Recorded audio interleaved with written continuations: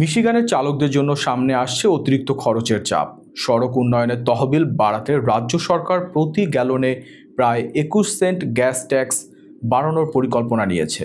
সিদ্ধান্ত বাস্তবায়িত হলে পরিবহন খরচ, পণ্য পরিবহন ও দৈনন্দিন ব্যয় আরও বেড়ে যেতে পারে।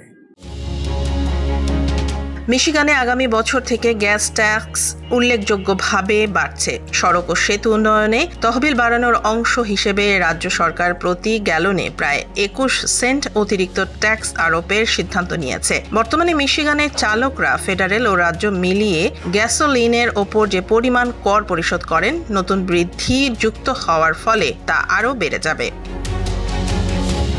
বিশ্লেষকদের মতে রাজ্যের রাস্তাঘাট দীর্ঘদিন ধরে সংস্কারের প্রয়োজন ছিল এবং অবকাঠামোগত ঘাটতি পূরণে অতিরিক্ত অর্থ ব্যবস্থাপনা জরুরি। তবে সাধারণ চালক ও পরিবহন ব্যবসায়ীদের মধ্যে এই সিদ্ধান্ত নিয়ে উদ্বেগ তৈরি হয়েছে। অনেকের মতে মুদ্রাস্ফীতি ও জ্বালানির দাম ইতিমধ্যেই বাড়তি চাপ সৃষ্টি করেছে। নতুন কর তা আরও বাড়তে পারে।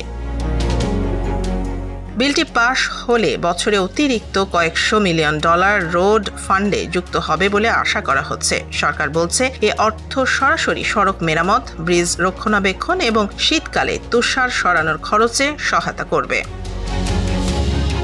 তবে প্রশ্ন থেকেই যাচ্ছে, এ বাড়তি খরচের বোঝা শেষ পর্যন্ত কার ওপর পড়বে, সরকার নাকি সাধারণ জনগণ?